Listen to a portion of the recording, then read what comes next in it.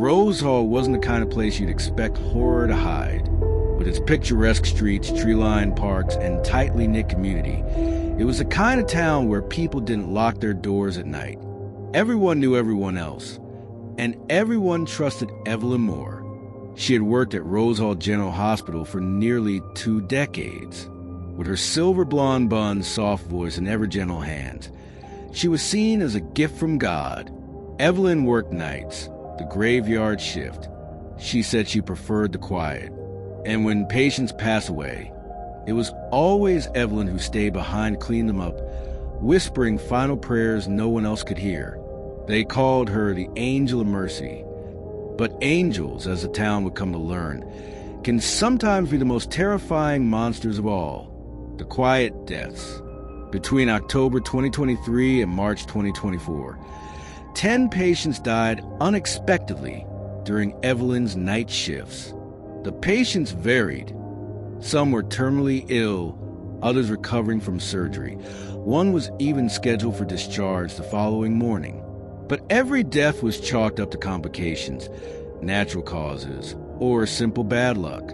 Dr. Lena Hart, the hospital's chief physician, began to feel a strange discomfort.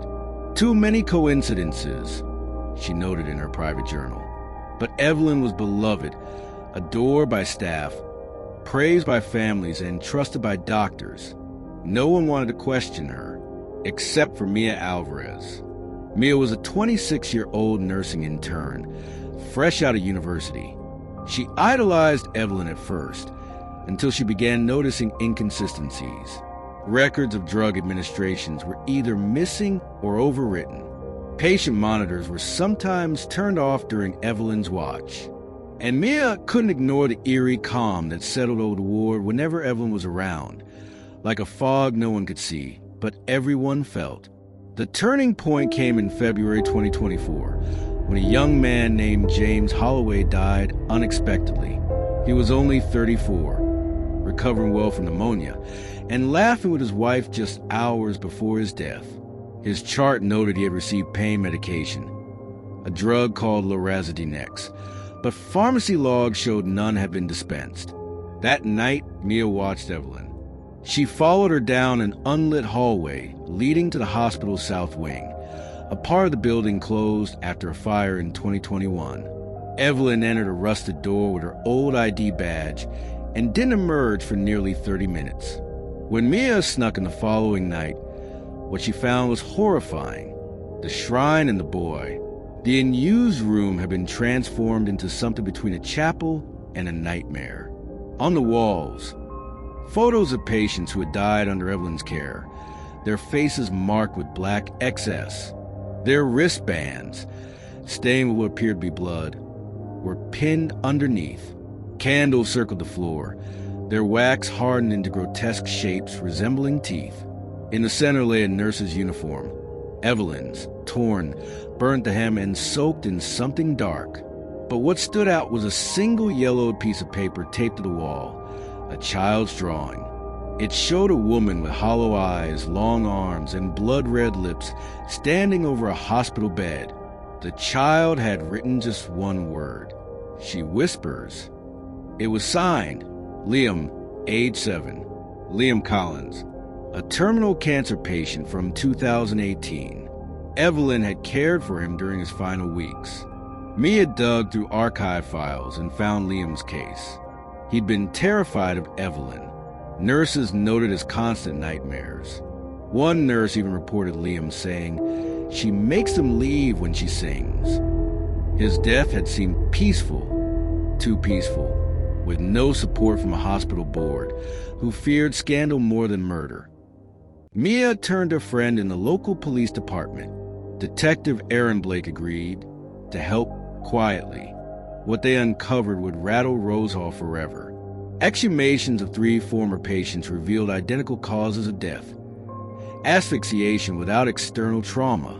Bruise-less suffocation. A technique taught in some advanced military circles and known to experienced caregivers as silent pressing, applied just long enough to stop the heart without a mark. Evelyn hadn't used drugs. She had become the method, with the evidence mounting. police prepared to arrest her. On April 3rd, 2024, Evelyn was approached during her shift. When officers entered, she didn't run, didn't cry. She simply smiled, removed her gloves, and said, "I was wondering when you'd come." Interrogators hoped for a confession. What they got was a manifesto. "Pain is an ocean," Evelyn said calmly. "Drowning is merciful. I didn't kill them. I freed them." She confessed to 18 murders, but hinted at more. Some I guided with my hands, some with my words. She described her acts as releases, claiming patients asked without speaking. The drawings? Liam was special, sensitive. He saw things most adults ignored. The shrine? Memory must be honored. Legacy of a killer. Evelyn Moore is now awaiting trial. She shows no remorse, only a disturbing pride in what she calls her service to forgotten. Her case has sparked national outrage, with the media dubbing her the Angel of Death. Rose Hall General is under federal investigation. Dozens of families are demanding exhumations, and a nationwide review of patient deaths during night shifts is underway.